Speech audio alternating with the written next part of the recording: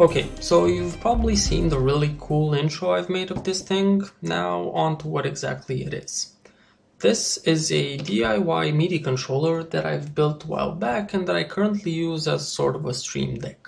For those of you who don't know, the Stream Deck is a device made by the guys at Elgato, which allows you to control various functionalities of your favorite streaming software and much more. Plus, it has displays in each of its buttons, and you can assign macros and macro groups and a bunch of other stuff via their application. And no, I'm not sponsored, even though I'd like to be. Holla at me. Now, this thing, however, is a much more simplified device. It has 12 buttons and 4 dials, and each button is assigned to a particular action on my stream. Well, almost each button. More on that later.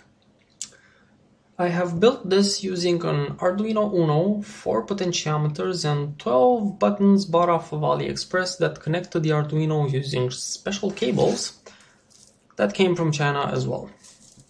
All of this is connected to a special PCB that I soldered myself using a test board and a bunch of 1mm pitch connectors and a bunch of other resistors.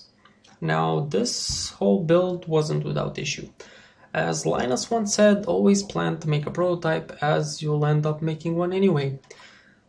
This was my prototype. It looks a heck of a lot better than the actual working version, but it doesn't work.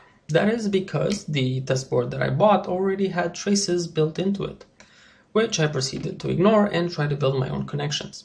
Safe to say there's a bunch of shorts and messed up wirings and it just doesn't work. So I made use of a second board that I bought and its traces and ended up with something a bit uglier but at least functional.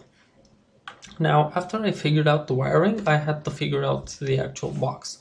That was the easy part, and with the help of a local shop that does 3D printing and laser cutting, I ended up with what you see here. Now onto the software part.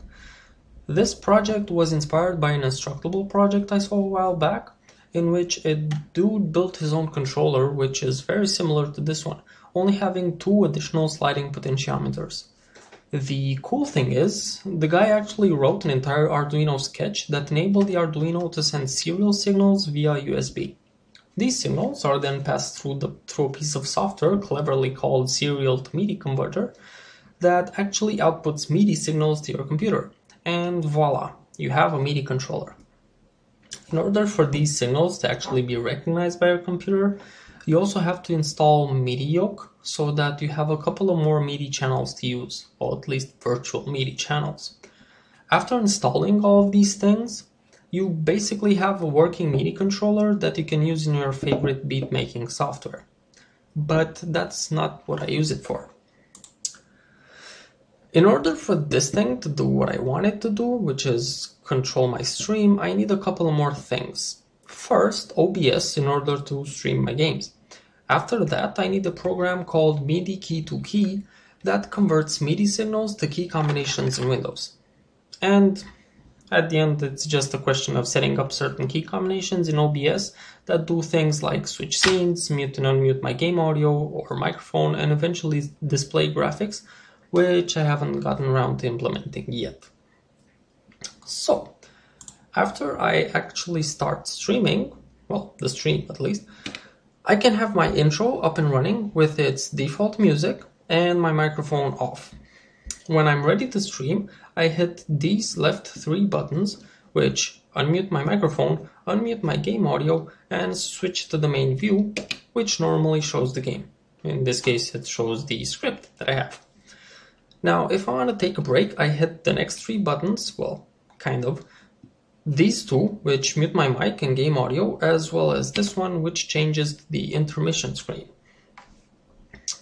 And that's basically it. It's not the most mind-bending piece of equipment you've probably ever seen, but the cool thing is you can probably do it at home by yourself. And besides that, it was cheap as hell, as the single most expensive parts were the actual arcade switches, as there's a high demand for them for like DIY arcade cabinets and whatnot. Other than that, it's definitely a fun little learning project which covers topics such as soldering, some programming if you're gonna dive into the code, Arduino microcontrollers, and MIDI devices. Now, let me know if you've liked it or not, and why in the comments down below, and I'll see you here next time with some other DIY project I'll decide to make. Thank you for watching, and I'm out.